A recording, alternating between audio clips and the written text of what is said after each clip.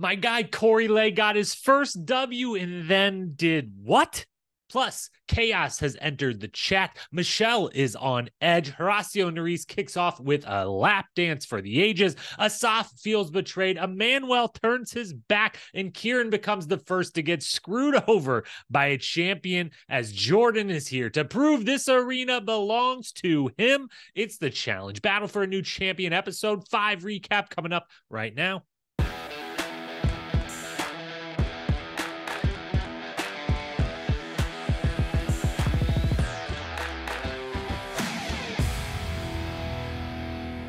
What up, and welcome to The Challenge Historian, where we dive deep into all things MTV's The Challenge, past, present, or future. If it's happening in The Challenge universe, we are here to document it. I am your host and dedicated Challenge historian, Jacob Hollabaugh. Thank you so very, very much for being here with me on this Wednesday night. It's B-Fank Day, baby. Wednesday nights, B-Fank, Battle for a New Champion, episode 5. It's in the books. The champs are here. Chaos is here, although Chaos was already here before, but you know what I mean. Now they're calling it Chaos. TJ is saying Chaos over and over and over. And we had yet another really good episode. I love this season. It feels like the reviews are mixed amongst the fandom from what I can tell from the Twitter streets, the Instagram streets, and what have you. A little bit of Reddit, dash of Reddit here and there. I would love to know your opinions, but I think you've known mine through the first 4 episodes if you've been following along, and nothing changes with this one. A fantastic episode in my books. I hope in your books as well. We're going to talk about it all. Quick programming reminders before we dive in. Nothing new. B-Fank Wednesday nights, Survivor 45 sometime over the course of the weekend with Tony whenever we're able to record that. Same as the last couple of weeks, same as it will be for the rest of these seasons. I don't know how far into the holidays, if past the holidays, either of these seasons is going to go. I feel like the challenge is going right on through into the new year. I think Survivor is probably going to call it quits earlier, much earlier than that. But for as long as these 2 seasons are running, that's what you're getting every single week from this channel. Agenda for tonight, same as always. So you know what? Why mess around? Let's just get to it. Episode 5, B-Fank. Jordan's here. The champs are here. Kinda. Chaos is here totally. Let's dive in. We begin at the house, of course, and we begin with Kylan being a little upset that the clock has stolen his thunder, and it really should not have. I mean, they made such a big deal out of this clock. I guess they didn't totally make a big deal out of this clock, but they start this episode making a big deal about the clock. They've referenced the clock a bunch before. It's a huge, huge deal, and then it's just kind of like, oh, 13 hours, so tomorrow late morning is when, so like the next daily challenge. Okay. Here's what they should have done. TJ should have walked through the door literally the moment the clock hit 0. They should have all been like sitting around being like, man, they haven't told us to leave. The bus ain't here, this, that, or the other. Like, what's going to happen? TJ walks through the door the moment it hits 0, says backyard daily right now, something. I don't know. I would have loved to just see him walk in at the moment and pay off this whole the clock's ticking down thing, because I'm guessing that clock didn't hit 0 the moment they pulled up to the daily challenge. Now, did it? Anyways, Jay, one quick little nugget to point out. Jay does mention Mercenaries. Now, in this moment, my first thought was like, they totally know. Like, they obviously know, and they should, to some degree, be expecting something, the twist somehow, some way, that there would be a vet, there would be a champ play some role in the season. They've just got to be sitting there hoping that it's not they get to join the season in some way. But maybe this is just like they scoured the footage. Has anyone even thrown out the idea of mercenary? Because someone's going to. They're just chatting about the game all day long, every day in that house. Someone's going to mention it. Did they just scour the footage, or do most of the folks in the house kind of know rightly, like, hey, this is gonna happen, right? We're all on the same page. Maybe even we saw some people or talked to some people who were in conversation to be there as a mercenary. I don't know, but I just thought it was interesting that they showed us that moment to kind of tease the thing we already know that's happening in the end of the episode. We've known for months now this is what's going to happen.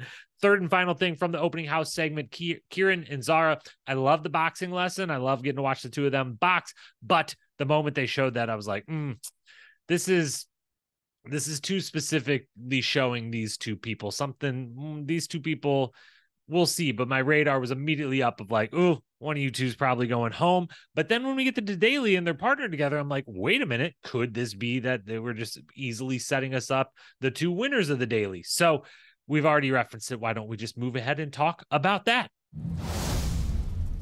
For the daily challenge, before we talk about the challenge itself, we'll talk about the format for a moment. We get the, announcement. We're into the chaos. We get the nice little graphic. It is really good. Well done to the editors. I like the little graphic thing, even if it's totally pointless. It's still really well made, regardless of whether it has worth for the show itself. I'm good with the new stage. It's basically what we expected. I love that they have to pick on the spot when they win. I hope that stays, that it's immediately after. Obviously, that loses some of its effect after the first time. The first time, it's kind of stunning and something silly could happen, as does here. We'll talk about it in a moment. But after that, it's still like you got to pick on the spot. You can think in advance, but you don't know who the teams are going to be. You don't know if you're going to be down there with a team deliberating, you as a total individual with one other person that you weren't partnered with in that moment, or someone you were partnered with in the moment. There's a lot of dynamics at play, and I like that they get to pick on the spot. That's a fun wrinkle. Now, we'll talk more format in just a moment, but first, the game itself that they play. It's absolutely awesome. It's one of those, this is why you do the challenge kind of challenges where it's just really fun. It looks like an amazing thing to do that you're never ever in your entire life, unless you're like, billionaire rich and you're like, I just actually pay some people a ton of money to build this stuff and I just do it in my backyard. I don't know if anyone out there is doing that. If they are, they should invite me, but I doubt it. So this is the type of stuff like you only can do this on the challenge. There's nowhere else that does this type of ridiculous, extreme, yet safely built and interesting. And you get one try and that's it. You know what I'm saying. So loved the game. Thought there was a lot of strategy. Definitely think this is one of many. It's a challenge staple that the later you go, the more you can learn, the much better you should do. Going first or second in this is really difficult.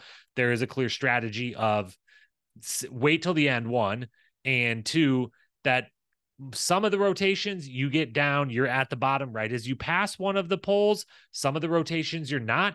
Save all the rings for the rotations you are. It definitely worked out. The couple groups that got big point totals, especially Corey and Raven, who end up winning. Corey gets that one big dump where it looks like he gets 5 or 6 on the pole. The pole fell over. I was kind of like, does this count or not? They kind of made it seem like it counts. I assume it does. Maybe this will be a little cliffhanger. They'll be like, but those don't count. They came off. I don't know. But that was one of many of the big point totals that were scored. Kind of came off the dropping a bunch on one target the one time you get really close at the bottom of the spin. So the later in the game you go, the much better chance you have of doing well. Corey and Raven win. And then they pick Asaf as they're asked to pick a male on the spot. I know it's on the spot. I know it's difficult. I know there's 2 of them. There's a lot to weigh. I did appreciate Raven seemingly in the moment giving a little immediately, being like, I'm going to give you my opinions, but they did say man. And so I'm going to kind of let you have a slight sway here, a slight tiebreaker, if you will. And then after the fact, she confirms like, I gave my opinion, but I wanted to let him more or less make the decision because it's a male day. And I just thought that was proper. I think they all should do that. I hope they all do weigh that or kind of give the tie-breaking vote to the person who, their side of the coin is the one going into the elimination that day. But who knows? Maybe that won't happen, and maybe they can't trust that it's always just one going in or anything like that. But they pick Asaf. Before I talk about why I think that was silly, but not as silly as it's maybe made out to be, quick tangent. I wanted it to be a dual style draft so bad. When he told him to come stand next to them, and I was just immediately like, dude, they're going to do a dual draft. This is going to be amazing. They're going to do a dual draft. I'm going to love it. And then they didn't. So that was a quick little moment I had where I got extremely excited and then was disappointed. But then ultimately it was like, oh, at least they're picking on the spot. That's kind of fun. Not some grenade or something a la Vendettas. I had a little bit of as I equally had this fun thought of dual style draft, I had a negative thought of like, you get extra power, you get to sabotage someone in the next challenge. No. So it was good. It could have been great if it was the dual thing.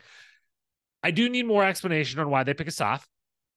So I know we get early in the episode, we get the graphics of the 2 main alliances in the house, one of which is put forward as Nurys' alliance, but it's kind of the U.S. alliance. But within that, there's also Colleen. I think Colleen's the only non-U.S. person in the Nurys/U.S. alliance, but there's 11 people in it. Okay. it's over half the house. And then there's the UK contingent that's like 5 or 6 people. And there's a couple floaters out there that no one wants to claim, I guess. But with that, Corey and Raven, Corey, who has seemingly been firmly in the US camp the whole time, maybe not anyone's number one, which we, have mentioned before, but he's firmly in the US. And then Raven, who has been on the US side, has been kind of in the middle, has made some mistakes, went into the elimination, but seemed to still want to build back that trust on that side versus totally defecting to the other and being against that alliance. And so, I get that Jay and Ed are definitely out. We've seen those two probably talk to Corey as much as anyone. I guess then Corey, says Emanuel's out because of Spies, Lies, and Allies, and he's not voting for anyone from his season, which fascinating, to say the least. That's, something to grasp at, sure. And I will say, because Emanuel kind of doesn't have anyone really riding for him, it would behoove him maybe to scoop that person up. Ciarran's out because of Raven. And then maybe, I guess, because of what we see after the fact, and Corey references, he really appreciates, James always kind of talks to him honestly and directly, the way he wishes these people he's known for a couple of years now don't. So maybe James is out, but that still means that Callum, Kyland, and Horacio are still available by this math I've just been doing for you. And mainly Callum is still there. There is someone from the UK who is not hooking up with Raven or Corey and who is, readily available to be thrown in. I would put James in that category as well. And if you wanted to go at the US, Kyland is kind of like on the bottom as much as anyone on the US. And if anything, you could be like, Kyland, I'm a little worried. You and Melissa getting close. You kind of like on the outskirts of this alliance. I could see the argument there. Or if you wanted to go like, hey, I'm taking control of the game, I want to vote for the best people here, I would like to see the best people go home, and I think Horacio is the best, and you want to go that route, I would get that. So he goes Asaf. Asaf definitely deserves to be upset. Because again, I think Callum is the obvious choice. I love Corey Lay. I kind of ride for Corey Lay pretty hard here. And so I'm trying to find words that make it make sense and give me a way to defend my guy. But I don't really have them. So let's just move on. Let's talk about the club next, because we go to the club again. I think we've been at the club every single episode, and it's fantastic. Thank you for going to the club every single time, and thank you for showing it to us every single time.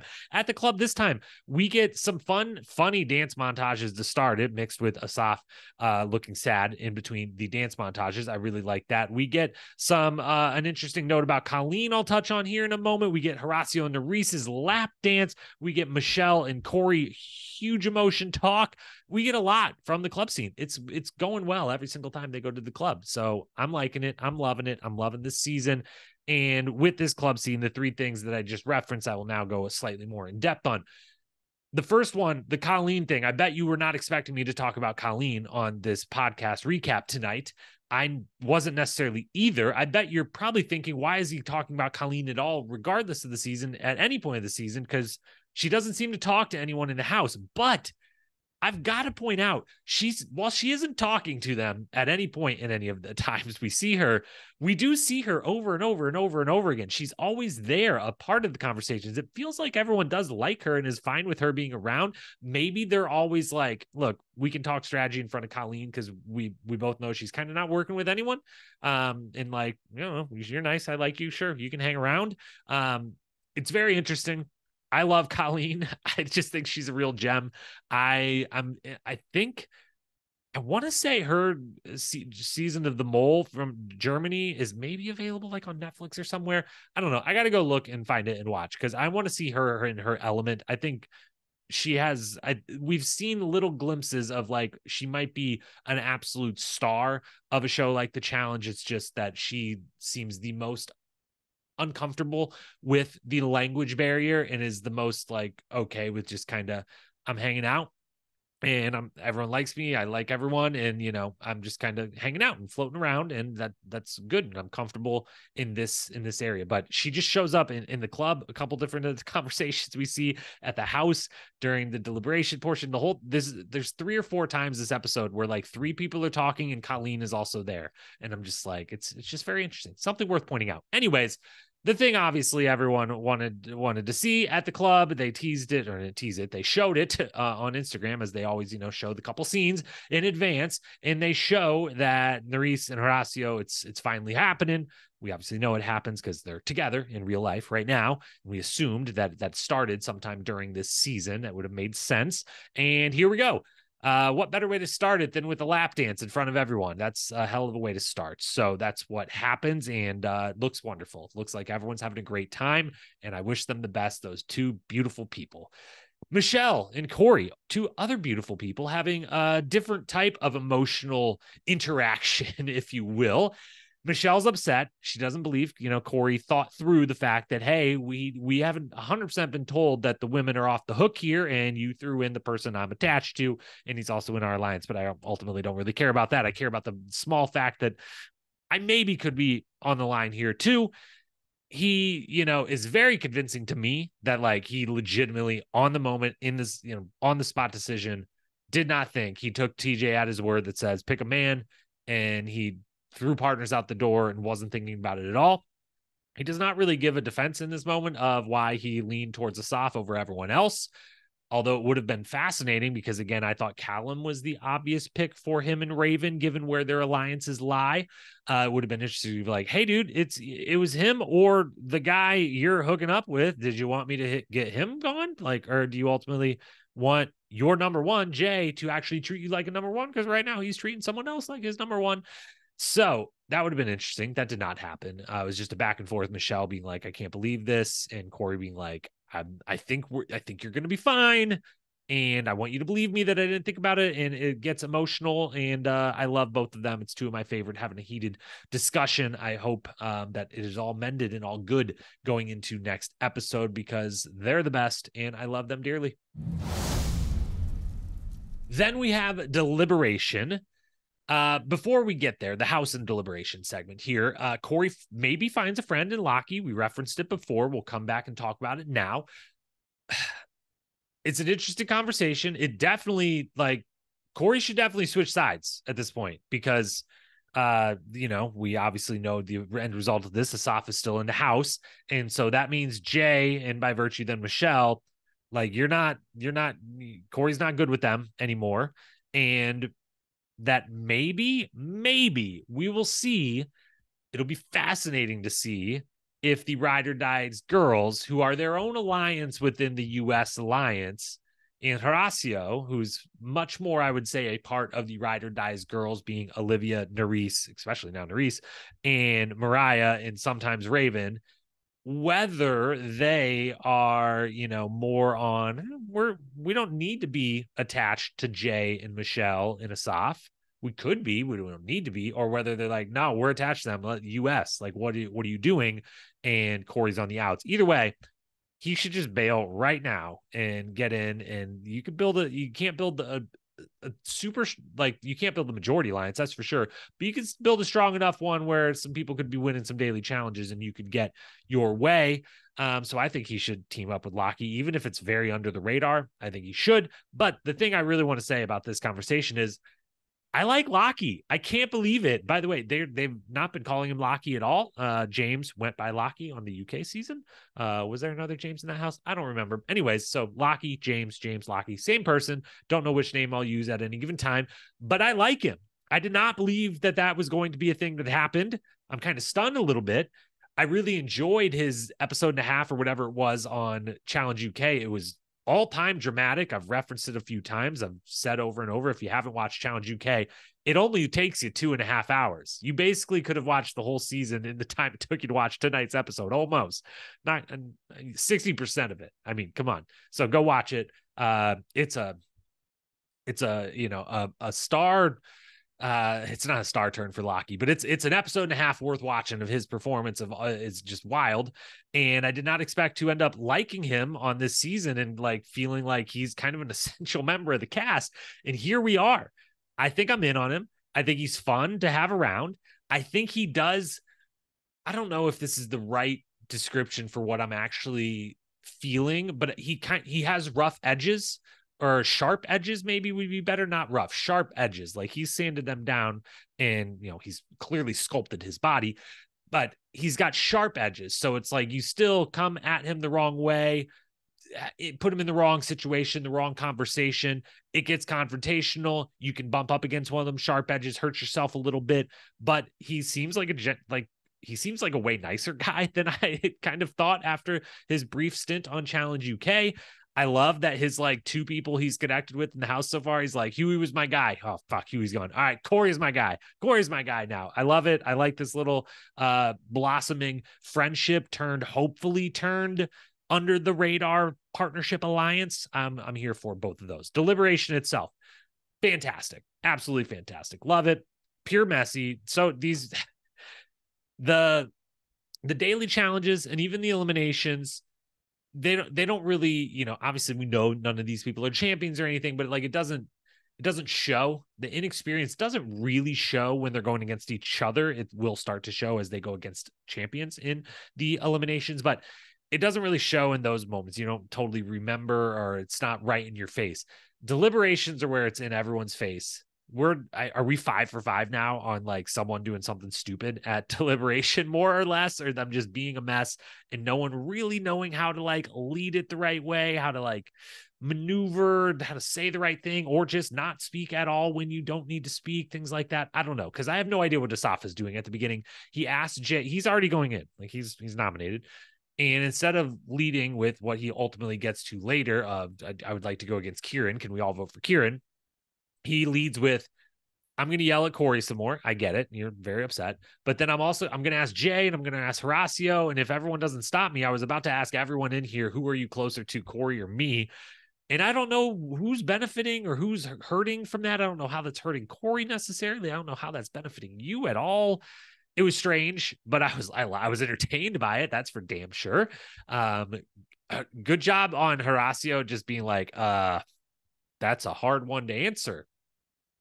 Are you sure you want to ask it? You know, like he had the perfect mix of like exasperation and confusion and like, do we just all want to move on? Do you want to move on? The person who asked me this question? Yeah, I think you do. And so they do move on. And there isn't a great choice for Asaf that isn't in his alliance. There's really not a good choice in his alliance either. So if you're going to pick between Callum, Ciarran, and James, and you think Ciarran is the best of the three, which I would agree. I think he is the best of the three. We don't have a ton of info to go off of, but I think I'm confident that he is the biggest threat of those three. Then yeah, you might as well just say screw it and like go for the top of those three, I guess. And maybe Asaf also is a little bit like, hey, James, I think I can beat in a final, and Callum, I am working closely with Michele and she's booed up with him. I don't know, but he's, putting it forward as I want to go for the top dog here, which is Ciarran on the UK side. Horacio probably is the de facto, by word of mouth, top dog on the US side. He goes Ciarran. I get it. And yeah, the guy's side is just really even. It's really coming. That's what I went into the season thinking this. I still feel this way, even maybe more so now, that it's really up in the air. It's really kind of even for me across the board. The guy's side for sure. I feel like I have a little bit better grasp of skill sets on the guy's side. The female side, I feel it's very even as well. I just feel like maybe I have a little bit less of a grasp on some of the skill sets, how to grade out certain skill sets for certain people. So it adds a little bit more even confusion into it. But across the board, I'm just like, I don't really know. Like, yeah, you can say Ciarran and Horacio are like top dogs, but as we talk about with the power rankings every week, and we're going to this week again, I don't really know how you call anyone like the top dog out of it on either side of this. I don't know who is really separating themselves from the group. I'm at a loss. And so, yeah, they go with Ciarran and he takes it on the chin, takes it like a champ, and we keep it moving. Speaking of champions, I didn't mean to do that, but it just kind of happened. I guess 200 and some episodes in, you hit some natural segues once in a great while. Jordan is here, and let's talk about Jordan being here and the champions being here in general. Jordan is here to do a job, and that job is television show. That's the job. The job isn't to win. The job isn't to be good, although those are subsets that are hopefully part of it, and they know because it's Jordan that those will be. But the job is Jordan, we need you to come in and make a damn good television product. We're going to bring you in at the 60-minute mark of this episode. We got 30 minutes, really, take out the commercials. We got 22 minutes of time to fill, and that's going to be 22 minutes where Jordan razzles and dazzles and, gets in everyone's grill and, just drives the story, drives the entertainment, brings it in every single facet. And he does this just that. That's why he turns his, quote unquote Jordanness all the way up to 11. Like he's like, I gotta be the character of Jordan above and beyond even just being myself, Jordan, who is himself one of the more authentic folks we have in this world. That's for damn sure. And that's why he's not nice to Ciarran. That's why he's, talking the way he is, kind of talking shit the way he is. That's why he was chosen to be the first champion out the gate, because they, one, have the most faith in him to win and to put on a show and to do it in kind of flamboyant, cocky fashion, because they're looking for that. And they know if anyone can do that, confident that they can 100% do that, they're not going to fall on their face, and thus us, the producers, are not going to fall on our face. It's Jordan. But then also, he's the person who's going to get the biggest pop, to use a wrestling term here. I know there's no audience there. There should be. Live audiences should happen again. It's possible. That's an argument that I've had before. We'll save it again for another day. But, from an audience standpoint of how excited those of us sitting on the couch watching are going to get, Jordan is as good as it gets of anyone not named Cara or CT, who are there going to save for last. And in this scenario, you're going to save the absolute best, the biggest pop for last, Cara and CT. You're going to put your second best pop first, and that's Jordan. And again, also when you add on top that he's the one you can rely on the most, 100%. If you're like, hey, we get to tailor the elimination to you, so it is going to be something you're good at. Who do we want to win an elimination? Jordan's my number one pick above all, with the caveat of it's not going to be something you're horrible at or, totally plays to a disadvantage or something like that. If it was totally wide open, we have no idea what the eliminations is going to be. Pulling an elimination out of a hat, pulling a name out of a hat. I might go Laurel. I don't know. It would be really tough. I'd have to think about that. But Jordan's in the conversation no matter what. And certainly under these circumstances, he's by far the number one draft pick. By far. So he's there to do a job. And yeah, it's why because he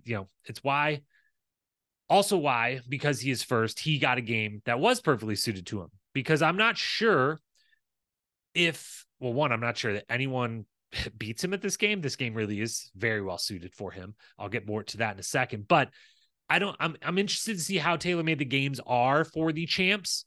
And maybe did the champs maybe get a say in the game? Like if they're being asked to come, you're coming as a mercenary, you can win 10 grand. This is kind of the theme of the season.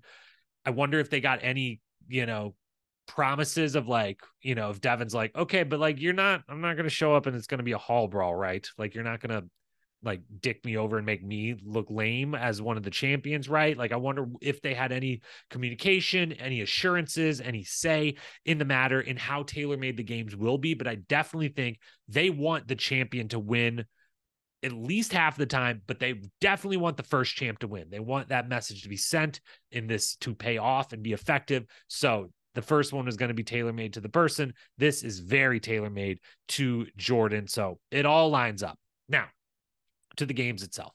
Asaf wanted to go in versus Jordan. That's insane. It works out for him that he looks cool on TV because he doesn't get to go in. But you're insane, Asaf. I'm sorry. You're insane. Ciarran, learning about Jordan earlier that day or the day before, whenever that was, that they showed us that moment earlier in the episode, which was so good because we knew Jordan was coming already, but of him like hearing like, oh, like, Horacio won 5 times. Okay, whatever. And then Raven be like, well, he did beat Jordan too. Like he beat Jordan in a game Jordan should be good at. And he's like, who's Jordan? That's fantastic. What a setup. That's pretty amazing from the production team. Definite high fives in the editing booth when they got that. Is there any chance that the third dagger is that the champ doesn't play?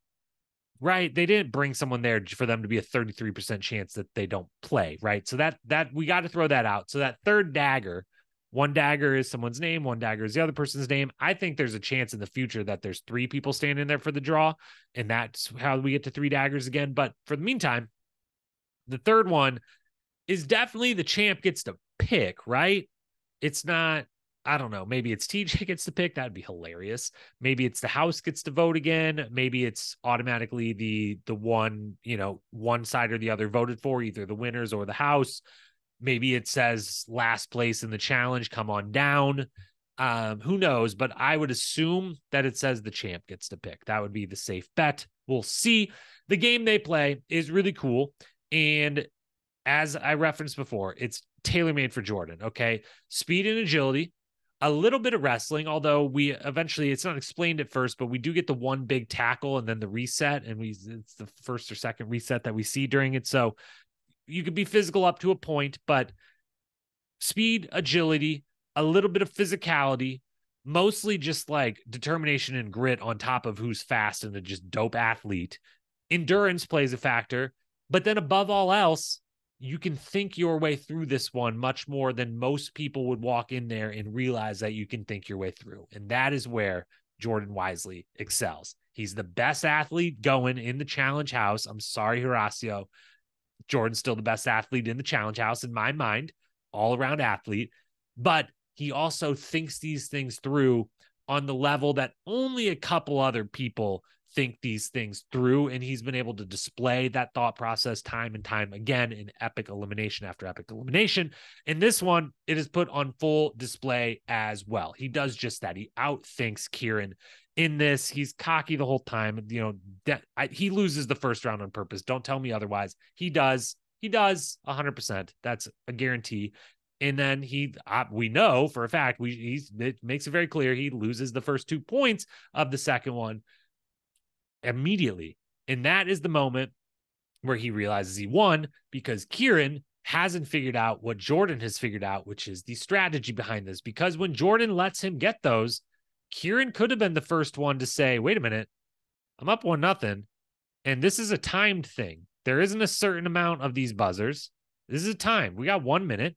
And you're just going to let me walk up here and press the second one? I'll just stop at the top. I won't press it. I'll wait until you come to me. And he didn't figure that out. Jordan did. Then eventually in the third one, I'm trying to remember if it was he never gets a chance once he, sees Jordan do these tricks.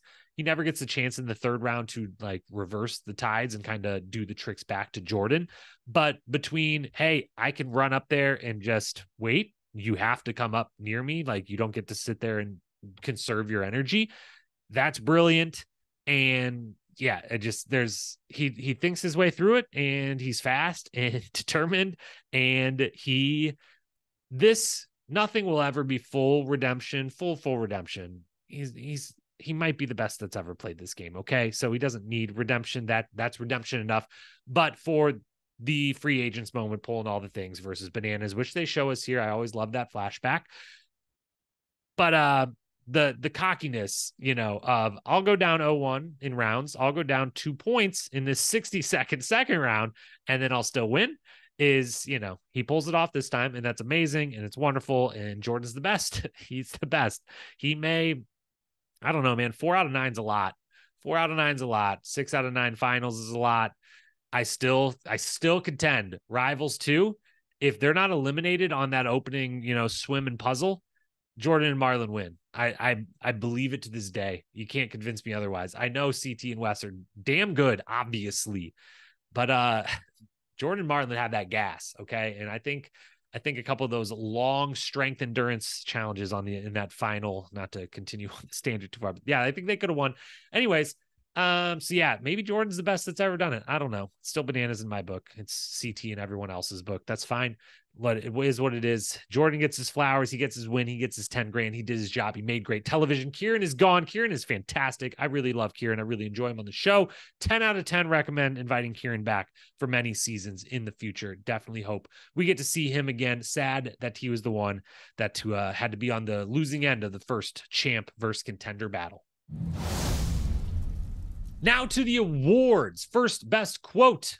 2 nominees here. There was other good ones. I'm doing a bad job of writing down the quotes. I'm really doing a bad job. That's on me. I will get better. I promise you I will get better. But not the fucking clock stealing all my shine. The quote from Kylan mixed with we're seeing him from the back. Michele, hands over the face in that moment, made it all the better. Second one, though, I'll give the award to TJ.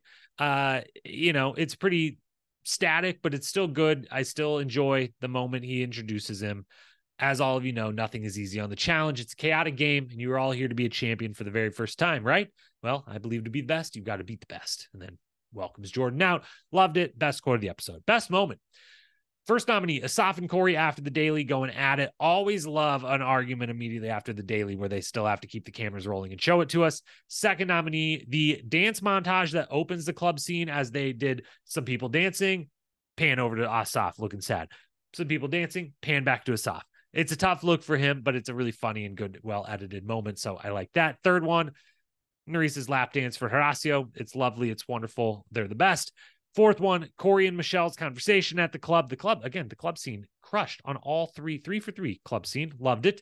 Asaf opening to Deliberation as the next nominee. Again, I have no idea what was going on, but I was definitely enjoying it. Jordan's walk out in introduction is definitely a nice moment. And then Jordan toying with Ciarran, letting him go up 2-0 and just confidently looking at the camera like, I got this, don't worry about it, like don't worry, production. Some people definitely were sweating bullets in behind the scenes, be like, wait a minute, Jordan, we wanted you to be Jordan, but like this might be too much Jordan here. I'm gonna give that moment to him. Yeah, it's got to be that. As for episode MVP, though, I will not be giving it to Jordan. I am making a rule right here and now that the champ cannot win the episode MVP, no matter what they do. They can, if they do their job and they are very entertaining, they can earn their spot as 5th on the list and getting a shout out. Jordan certainly did that. Fantastic crush, 10 out of 10. This is what they're looking for with this twist, with this idea, with this theme. Jordan delivered 10 out of 10. Absolute. See, he gets on the ballot, but champs are not allowed to win the MVP of the episode. They don't get to win anything. He got 10 grand. Good job. He gets to go home. First class flight, hopefully. Michele 4th, Ciarran 3rd, Asaf 2nd, Corey Lay 1st. My guy, MVP. Tough to pick between him and Asaf and even Ciarran a little bit, but we're giving it to Corey. And yeah, bias be damned. Finally, then, the power rankings and prediction. Now, the power rankings are just GD impossible, okay? It's impossible out here, but I'm going to give it my best, and I'm not only going to give it my best. I'm going all 19, folks. We're going all 19 deep because I kind of want to do more tiers than anything else, but I'll put them in order, and these could fluctuate violently week to week, okay? Violent fluctuation could be in store. On the men's side, I'm going to give Horacio the top spot. The thing that worries me is I need one more episode to find out, are they going to say, hey, the best folks here need to go down in elimination and stay in this game and keep our money? Or are they going to be like, we don't care, we'll lose? I mean, just be clear, there's 10 champions coming. They could lose 100 grand. This could be back down to $300,000 by the end of this if the champs go 10-0, okay? That's 2003 money again. Anyways, so I don't know, but for the time being, until we do know, which is why these could fluctuate so much going into next week, after next week. But Horacio stays top, Ed stays second, and I'm putting Ed and Horacio in their own category, okay? They're the only ones in this house on the men's side who have 100% without a shadow of a doubt to me. I know that's saying a lot on Ed's front. I'm biased. I love Ed, but I honestly think he has.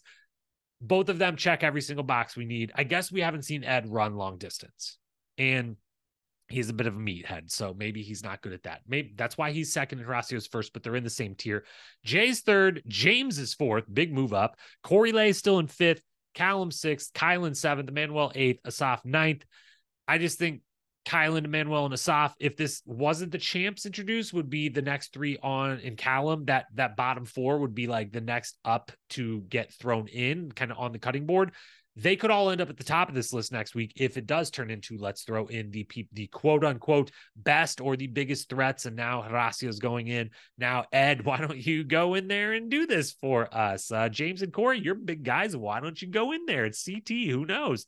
So we'll see. This could literally flip 100% around. But Horacio, Ed, James, Corey, Callum, Kylan, Emanuel, Asaf.